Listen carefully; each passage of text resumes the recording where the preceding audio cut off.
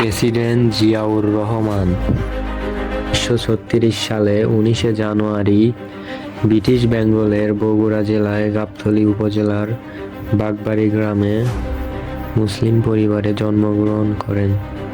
তার পিতার নাম মনসুর রহমান এবং মাতার নাম জাহানারা খাতুন। ৫ ভাইয়ের মধ্যে জিয়াউর রহমান ছিলেন দ্বিতীয়। তার পিতা কলকাতা শহরে সরকারি দপ্তরে রসায়নবিদ ছিলেন। রহমানের শিক্ষা জীবন তার শৈশবের কিছুকাল বগুড়ার গ্রামে ও কিছুকাল কলকাতা নগরীতে অতিবাহিত হয়।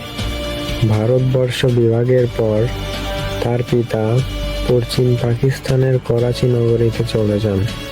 তখন জিয়া কলকাতার হেয়ার স্কুল ত্যাগ করেন এবং করাচি একাডেমি স্কুলে ভর্তি হন।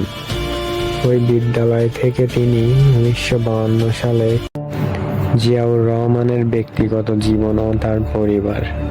১৯৬০ সালে পূর্ব পাকিস্তানের দিনাজপুর শহরের বালিকা খালেদা খানমের সঙ্গে জিয়াউর রহমান বিবাহ বন্ধনে আবদ্ধ হন।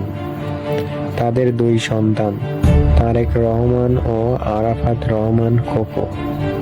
রহমানের মৃত্যু জিয়াউর রহমানের বিরুদ্ধে অভিযোগ আছে তিনি সেনাবাহিনীতে তার বিরোধী কর্মীদের নিপীড়ন করতেন।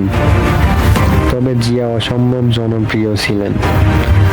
অনেক উচ্চপদস্থ সামরিক কর্মকর্তা জিয়াউর রহমানের বিরুদ্ধে ষড়যন্ত্রে লিপ্ত হন।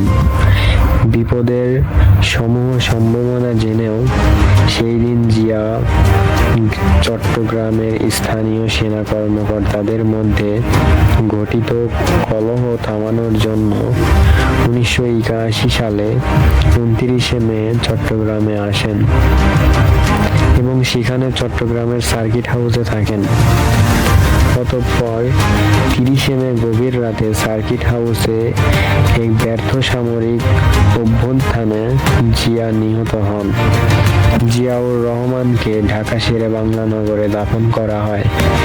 প্রেসিডেন্ট জিয়ার জানাজায় বাংলাদেশের ইতিহাসের অন্যতম বৃহৎ জনসমাগম ঘটে, যেখানে প্রায় ২০ লক্ষাধিক মানুষের সমবেত হয়।